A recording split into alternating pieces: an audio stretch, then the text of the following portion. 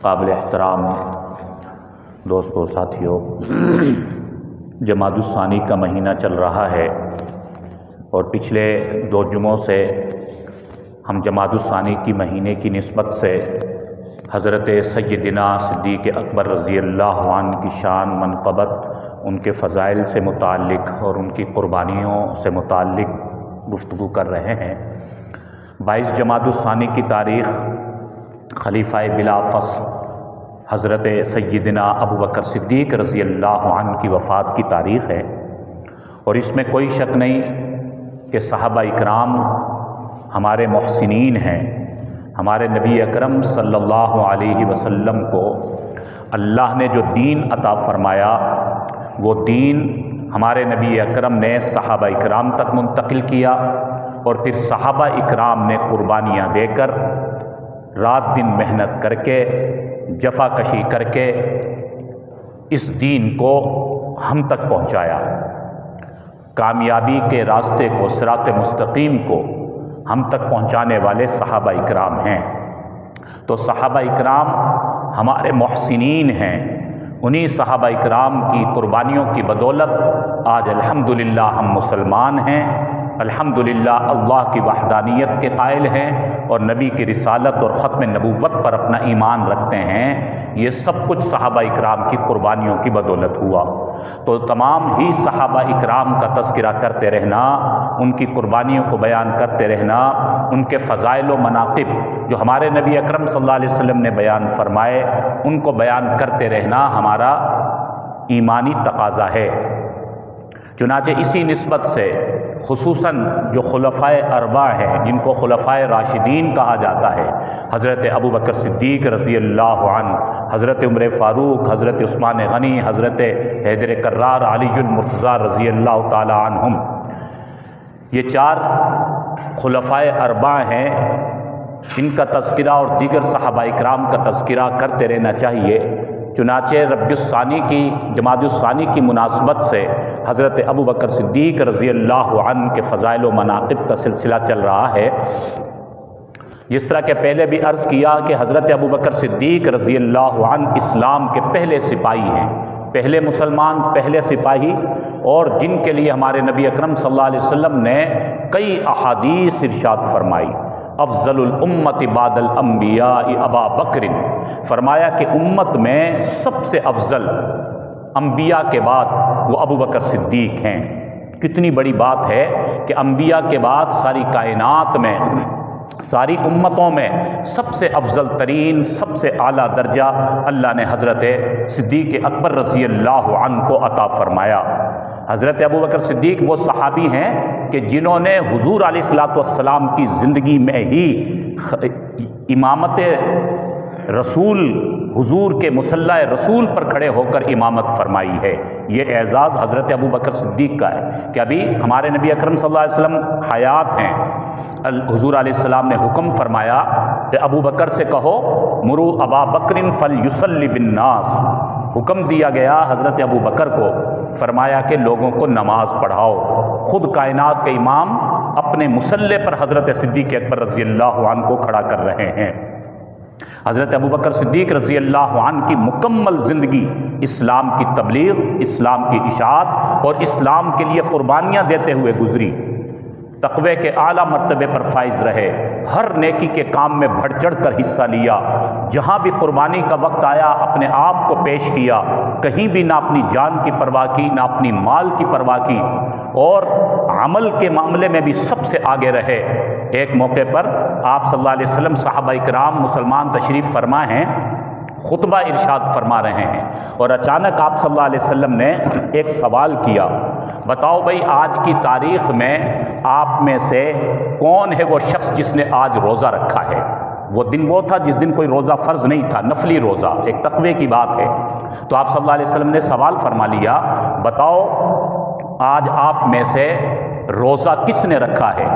تمام مسلمان،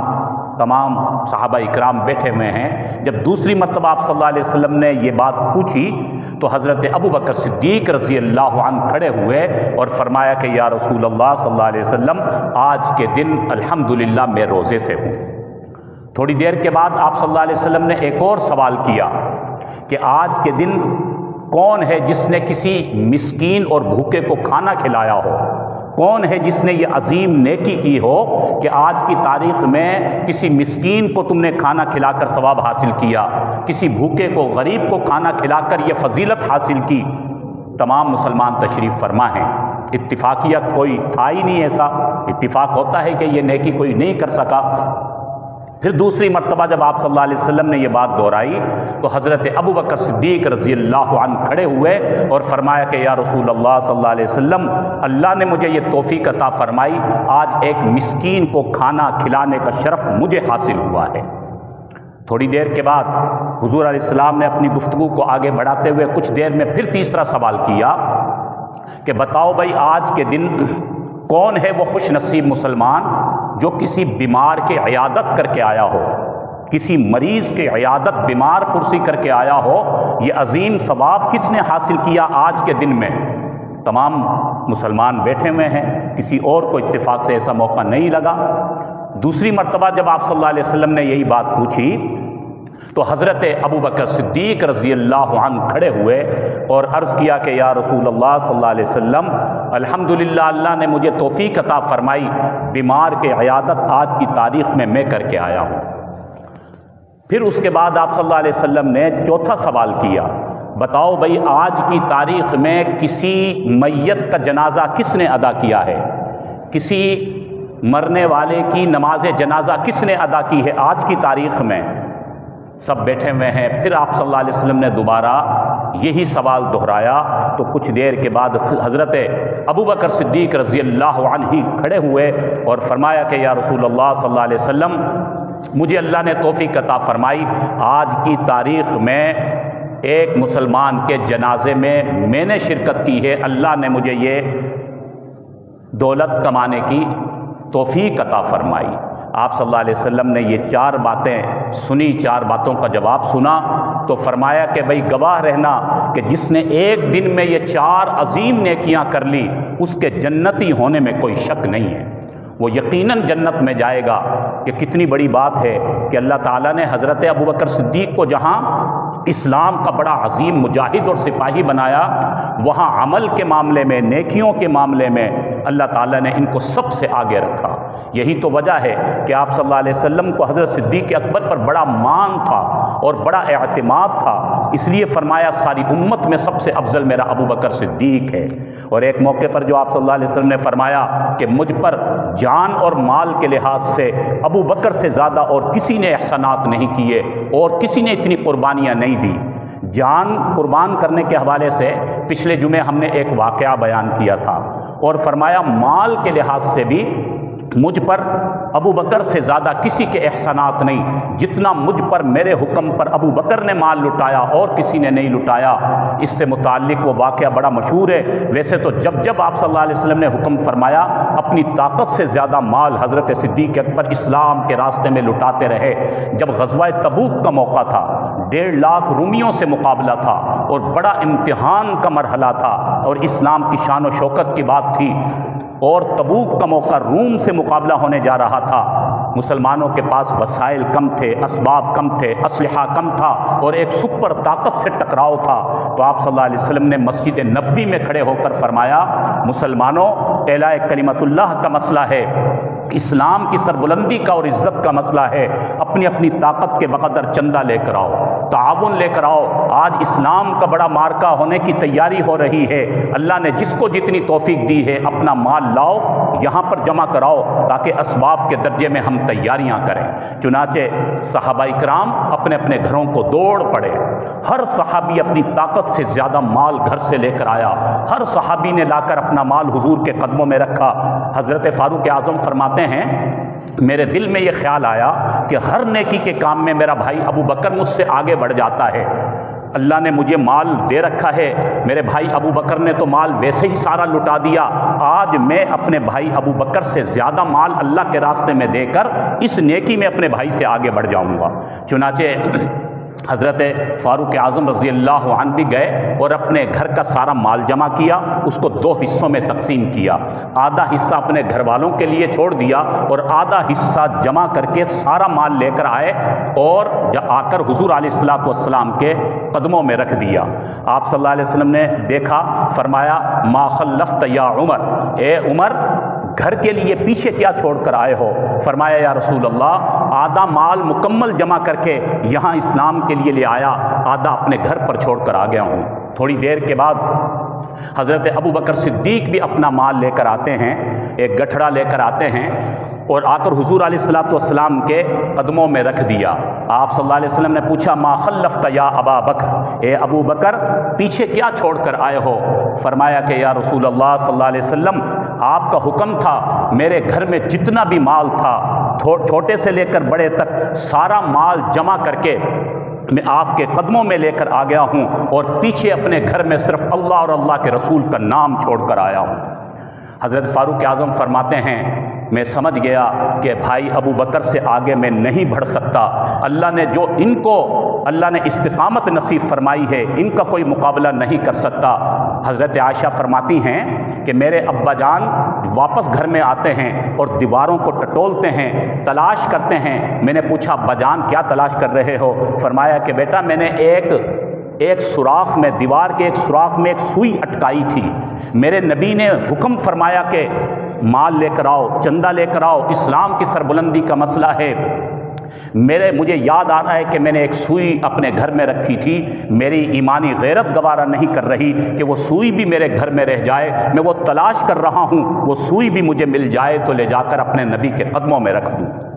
رات کو حضرت عائشہ فرماتی ہیں میں نے ابا جان کو دیکھا کہ وہ کروٹیں بدل رہے ہیں، پریشان ہیں۔ میں نے کہا ابا جان اب کس بات کی پریشانی ہے؟ فرمایا کہ بیٹا نبی کا حکم ہے، یوں تو میں نے جو تھا دے دیا لیکن میرے جسم پر ایک مہنگا سوٹ ہے، مجھے بے چینی ہو رہی ہے، صبح کا انتظار کر رہا ہوں، صبح نہیں ہو رہی، صبح ہو تو یہ سوٹ بھی بیچ کر میں اللہ کے نبی کے قدموں میں جا کر رکھ دوں۔ وہی ہوا، صبح ہوئی بازار میں چلے گئے، ٹاٹ کا لباس خریدا، زیب تن کیا اور اپنا جو سوٹ ان کا کچھ قیمت والا تھا وہ بازار میں فروخت کر دیا۔ اب جو بٹنوں کی جگہ تھی وہاں اگر بٹن خرید کر لگاتے تو اس میں بھی کچھ نہ کچھ یقیناً پیسے لگنے تھے۔ حضرت ابو بکر صدیق گئے اور کانٹے توڑ کر بٹنوں کی جگہ پر لگا دیے، بٹن بھی خریدنا گوارا نہیں کیے، ٹاٹ کا لباس پہنا، پیسے جو بھی اس لباس سے ملے لا کر وہ بھی حضور کے قدموں میں رکھ دیے۔ یہ ادا اللہ کو ایسی پسند آئی، اللہ نے عرش پر حضرت ابو بکر کے اس عمل کو ایسا پسند فرمایا۔ حضور علیہ السلام فرماتے ہیں میں نے دیکھا کہ جب ابو بکر ٹاٹ کے لباس میں میری طرف آ رہا تھا، تھوڑی دیر میں حضرت جبریل امین میں نے دیکھا کہ اترتے ہیں آسمان پر اور 70,000 فرشتوں کی جماعت اترتی ہے۔ حضرت جبریل امین نے بھی ٹاٹ کا لباس پہنا ہوا ہے، بٹنوں کی جگہ پر کانٹے لگائے ہوئے ہیں، 70,000 فرشتوں نے بھی اسی طرح ٹاٹ کا لباس پہنا ہوا۔ میں حیران ہوا انہیں نورانی فرشتے جو سفید لباس میں آیا کرتے تھے آج یہ ٹاٹ کا لباس کس طرح؟ جبریل سے پوچھا، فرمایا کہ یا رسول اللہ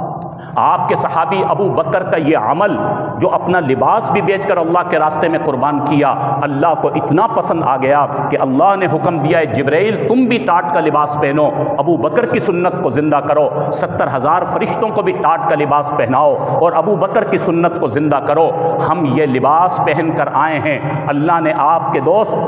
ابو بکر کے اس عمل کو اتنا پسند فرمایا، اللہ نے عرش سے آپ کے دوست ابو بکر کے لیے سلام بھیجا ہے۔ حضور علیہ الصلوۃ والسلام نے حضرت ابو بکر کو بلایا، اپنے گلے سے لگایا، کہا کہ ابو بکر تم وہ خوش نصیب ہو کہ اللہ نے عرش سے تمہارے لیے سلام بھیجا ہے اور تمہاری سنت کو زندہ کرتے ہوئے یہ جبرائیل اور یہ 70,000 فرشتے ٹاٹ کا لباس پہن کر آئے ہیں۔ اس لیے کہا تھا کہ اصحاب پاک مصطفیٰ کو حق نے کیا جگر دیا، بے دھڑک سب نے مال و زر دیا، کسی نے نصف دیا تو کسی نے ثلث دیا، مگر عائشہ کے والد نے دیا تو اس قدر دیا کہ خدا کے نام کے سوا جو بھی کچھ تھا لا کر گھر دیا۔ سب کچھ اللہ کے راستے میں قربان کر دیا، یہ حضرت صدیق اکبر رضی اللہ عنہ ہیں۔ اسی لیے تو اتنا بڑا مرتبہ اور اتنی بڑی عظمت اللہ نے ان کو عطا فرمائی۔ تو اسی مہینے کی 22 جمادی الثانی کی تاریخ حضرت ابوبکر صدیق رضی اللہ عنہ، جو اسلام کے پہلے سپاہی، اسلام کے پہلے مسلمان، اسلام کے پہلے خلیفہ ہیں، ان کی وفات کی تاریخ ہے۔ یہ ہمیں یاد ہونی چاہیے،